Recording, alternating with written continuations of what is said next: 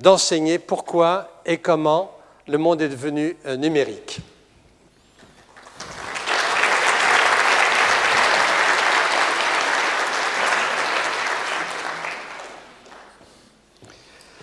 Merci.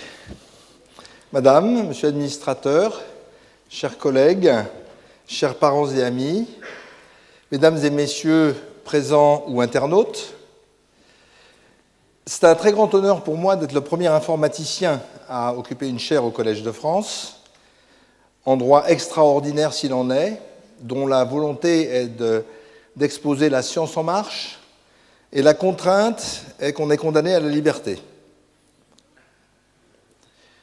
L'intitulé de mon cours, c'est « Pourquoi le monde et comment le monde devient numérique ?» Alors, ça suppose quelque chose qui est assez évident, c'est que le monde devient numérique. Donc, je voudrais expliquer la genèse de ce titre. Le monde devient numérique et ça a fabriqué de très grands bouleversements. Certains sont très connus, comme Internet, le téléphone portable, le téléphone gratuit, qui a pour pas mal de gens, en fait, l'audiovisuel, qui est complètement chamboulé en ce moment, le commerce en ligne, la localisation avec toutes les cartes de nouvelle génération, le GPS qui permet de savoir où on est tout le temps. Il y a des choses qui sont beaucoup moins connues et tout aussi importantes, comme les transports, le pilotage des trains, des avions, des voitures est maintenant tout à fait électronique et c'est fondamental pour la sécurité et l'efficacité.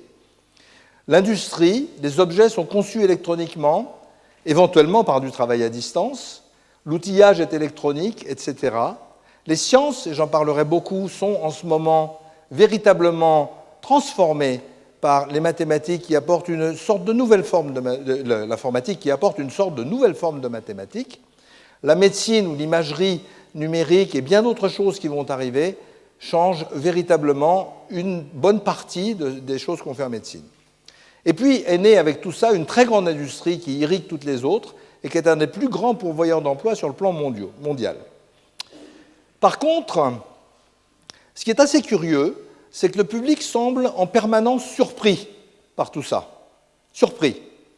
Et voir toutes ces choses comme étant séparées, disparates les unes des autres. Or, tout ça est quand même très prévisible. Et être surpris par du prévisible, c'est pas normal, il y a quelque chose de bizarre. D'où ça vient ? Ça vient du fait que je pense qu'il n'y a pas dans le public un schéma mental qui soit adapté à la compréhension de ces phénomènes.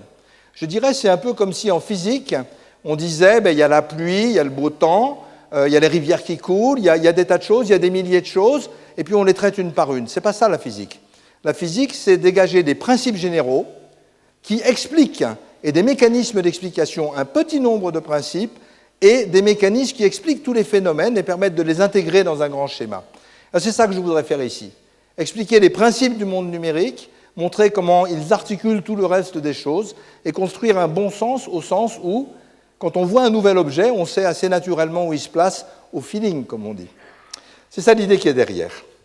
Alors, ça va se faire par cette leçon inaugurale qui existe sous forme écrite, assez dense et fouillée, sous forme orale qui va être beaucoup plus imagée, rassurez-vous, et également 8 cours thématiques donnés avec des séminaires par des grands spécialistes du domaine, soit des chercheurs, soit des industriels, et un colloque le 23 mai, où on parlera de grandes choses en informatique ubiquitaire, je vais vous expliquer ce que c'est, en sécurité, et aussi dans un des grands sujets d'avenir, qui est la bioinformatique.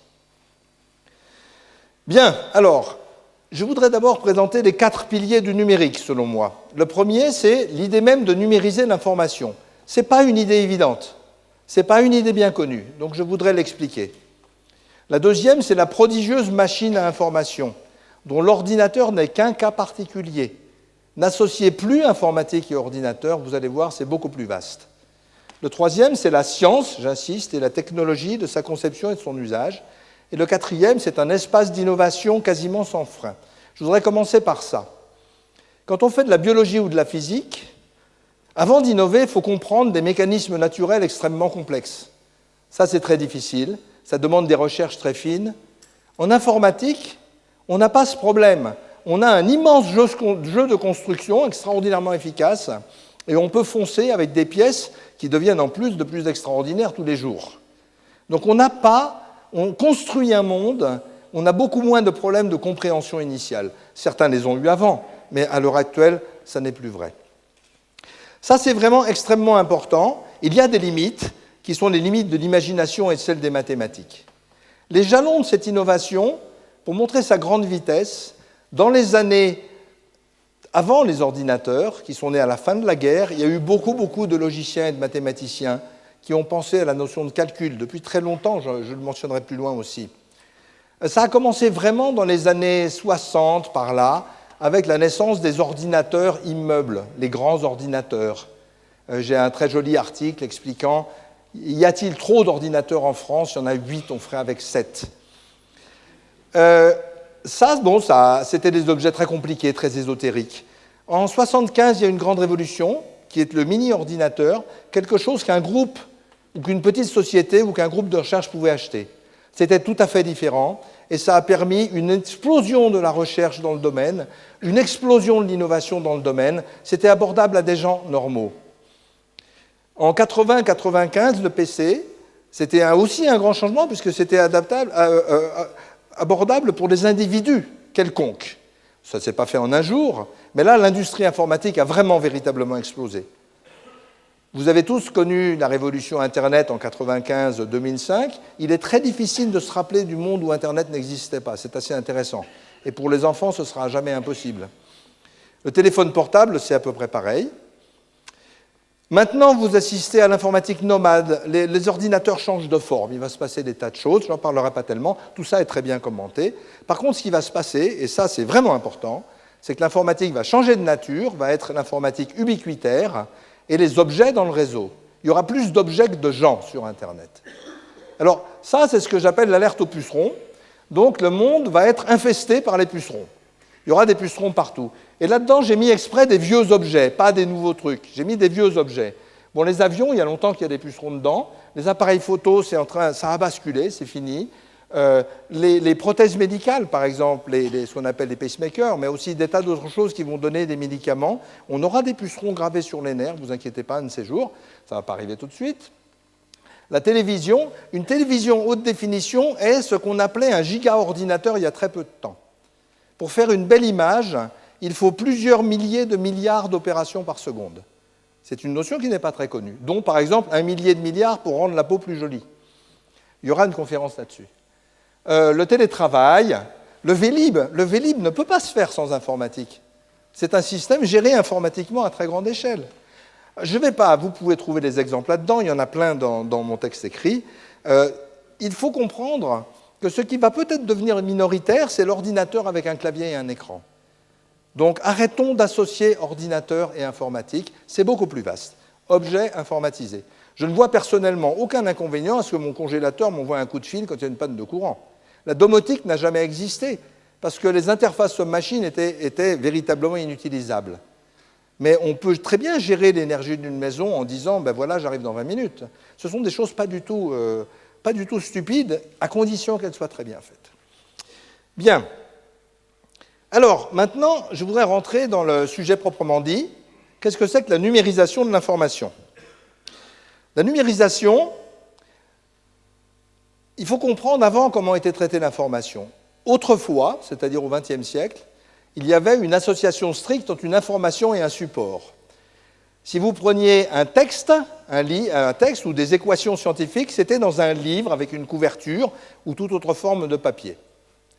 Si vous preniez une musique, c'était sur un disque vinyle ou c'était sur des bandes magnétiques, mais c'était pas sur un... Et on ne mettait pas un livre sur un tourne-disque. Hein. Si vous preniez une photo, c'était sur des bandes celluloïdes ou sur du papier argentique. Et si vous preniez des forces, c'était traité par des engrenages ou traité par des ressorts. Et toutes ces choses étaient profondément disjointes. La première chose du numérique, c'est de rejoindre tout ça. Toutes ces choses, les textes, les musiques, les photos et les forces, vont être transformées en nombres. Si on veut ensuite de 0 et de 1, ce n'est pas très important, et vont pouvoir être stockées dans des supports totalement indifférenciés. Un disque, ça contient aussi bien des photos, des représentations de forces, des textes ou de la musique. Ça se voit maintenant, c'est banal pour les enfants, mais ce n'est pas banal comme notion, c'est récent. Ça date des années 50, même sur le plan théorique. Alors, on n'y perd pas parce que si on veut, on peut tout à fait refabriquer des anciens objets avec ça. Mais ce n'est pas seulement un intermédiaire, on va faire mieux. Déjà, on peut améliorer les objets qu'on fabrique. Sur les livres, on n'a rien gagné. Sur les photos, pas vraiment, sur les photos imprimées. Sur les disques, on a beaucoup gagné avec les DVD et ces choses-là. On a gagné en qualité, en taille, etc. Et on a encore beaucoup plus gagné sur les forces. Les avions sont pilotés par des servomoteurs qui sont beaucoup plus efficaces et qui font des choses beaucoup plus efficaces que tout ce qu'on savait faire avant. Alors, regardons ça à l'œuvre. Comment est-ce qu'on numérise une photo? Vous avez l'œil du premier communiant, là. Eh bien, on va graduer. Vous voyez, il est formé de pixels, c'est-à-dire de petits carrés. Ce sont des pixels individuels. Et on va les graduer avec des valeurs numériques. 57 pour un noir assez noir, 133 pour un gris moyen et 192 pour un clair. Et on va faire ça à la taille qu'il faut. Une photo, il va y avoir 10 millions de nombres. En couleur, 30 millions de nombres. On est habitué aux millions chez nous. Hein, voilà. Si on veut un son, c'est un peu plus compliqué. Voilà un morceau de parole. Si on zoome dedans, on va rentrer, on va voir ces sinusoïdes du son, parce que le son, c'est une onde.